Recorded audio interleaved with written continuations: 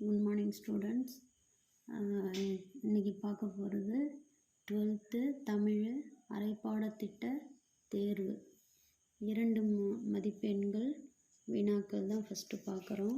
இது எல்லாமே முக்கியமான வினாக்கள் தான். எப்பயுமே ரிப்பீட்டடாக கேட்குற கொஷின்ஸ் தான் கேட்டிருக்காங்க. இந்த ராமலிங்க அடிகளின் உரைநடை நூல்கள் யாவை, இது எல்லாமே ரிப்பீட்டட் கொஷின்ஸ் தான். நீங்கள் படிச்சுட்டு ஒரு தடவை இது எல்லாத்தையுமே ஒரு ரிவிஷன் கொடுத்துட்டு அதுக்கப்புறமா எக்ஸாமுக்கு போங்க. அடுத்தது பார்த்திங்கன்னா 4 மதிப்பெண்களில் எல்லாமே இது எல்லாமே முக்கியமான கொஷின், ரிப்பீட்டட் கொஷின் தான்.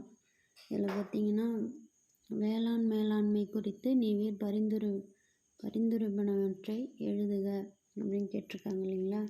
இந்த கொஷின்ஸ் எல்லாமே ரிப்பீட்டடான கொஷின்ஸ் தான். அடுத்தது இதுலேயுமே 4 மதிப்பெண்களுடைய வினாக்களில் மொத்தம் 6 வினாக்கள் நான் கொடுத்துருக்கேன். கண்டிப்பாக இது நல்லா படிச்சுக்கோங்க.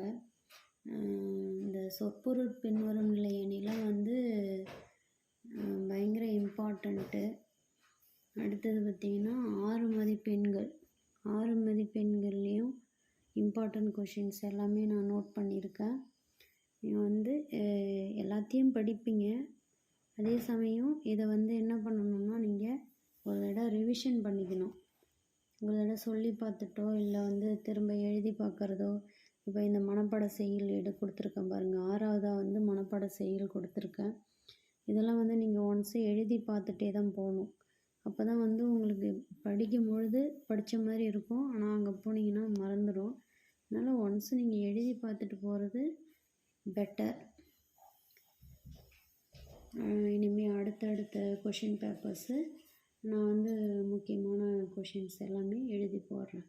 தேங்க்யூ.